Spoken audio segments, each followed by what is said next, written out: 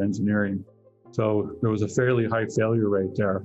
But mechanical engineering is a really interesting discipline because you have to think about solving math problems spatially.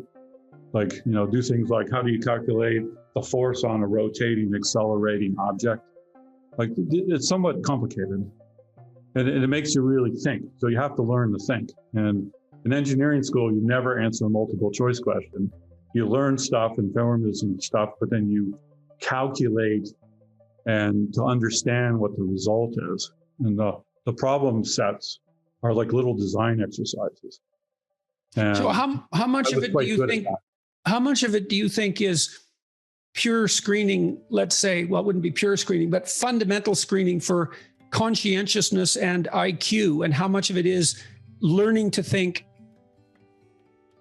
How much of the education process is that? Like, if you're going to hire an engineer, are you hiring fundamentally on the basis of IQ and you get smarter people from the top schools? Or do you think that the engineering training actually does prepare people for a technical career? Well, it depends on the engineer and it depends on the school and it depends on their approach.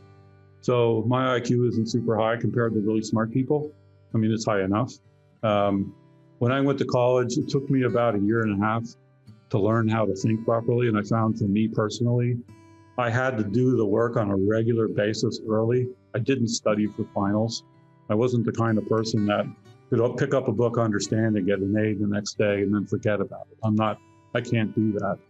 So I had to learn how to do the work, go through the mechanisms, automatize some of the basics so I didn't have to think about them so hard, but literally let my brain work on this stuff so then I could use them to go problem solve. And especially in engineering, there's lots of different kinds of engineering. There's like highly technical stuff where you turn the crank, like a skilled lawyer might.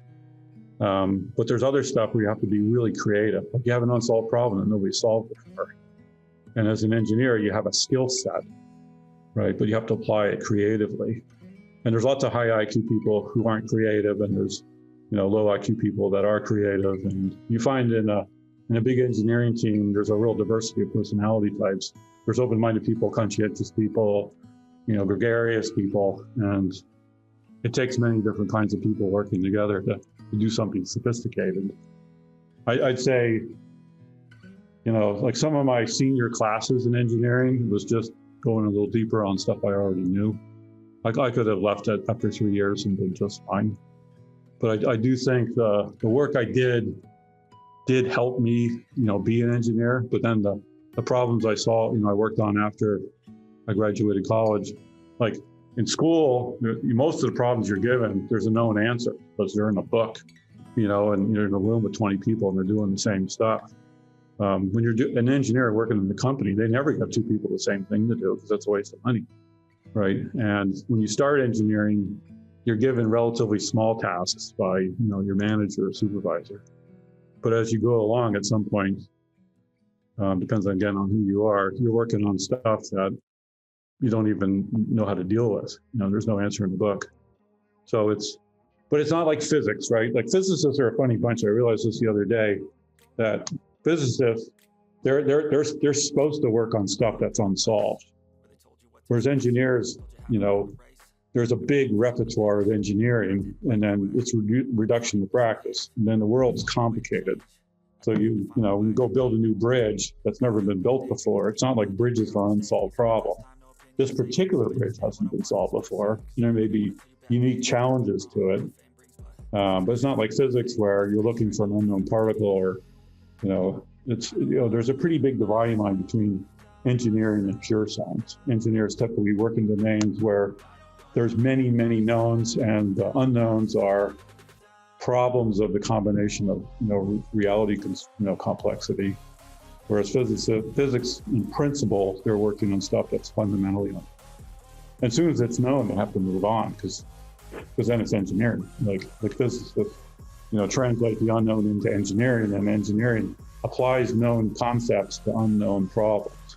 Okay, so now you went from digital to AMD, and you Right. learned how to design microprocessors. So at AMD, you worked on the K8, Yeah. and at that point, AMD was losing ground to Intel. Yes. And so Yeah, how did you well- fix that? So basically, Dirk Meyer and I were co-architects of the EV6, the third alpha chip. He left a digital to AMD about a year before I did. He started the K7 project. When I joined, I started the K8 project, and then worked with him significantly on K7 as well. And how did we do it? Well, yeah, so those were 64-bit chips that you guys designed to compete with the Intel chips that had dominated the home computer market at that point. Well, so there's a funny thing, which is, like, at some level, building fast computers isn't that hard, right? So you have to have a goal. Like, so a lot of designers, so they have a design, and then the easiest thing for the next one is to go look at that design and make it like 10% better, 20% better, right? But every one of those designs has limitations built into it. Like it's sort of like if you buy a 2-bedroom house, you can add 1 bedroom. You can't add 8 bedrooms, right? If you want an 8-bedroom house, you have to build a different kind of house, right? So every design you build has kind of a range that it can play in, and you build the first one and you can make some improvements, but at some point the improvements don't really help that much, right? And so AMD, they had a design called K5, which for complicated reasons didn't work out that well, and they lost ground to Intel. Before that, literally the 386 and 486 AMD copied Intel's designs. They were a clone manufacturer. So K5 was their first design and it didn't work out that good.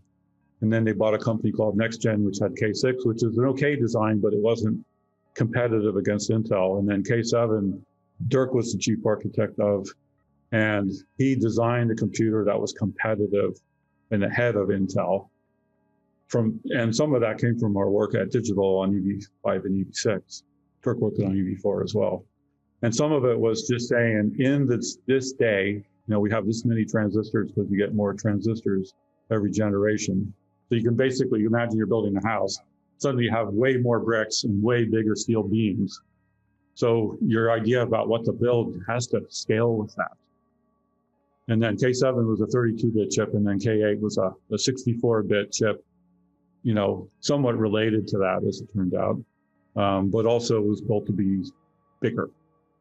And what I did is I wrote the performance model. I came up with the basic architecture, and I started to organize the team around building it.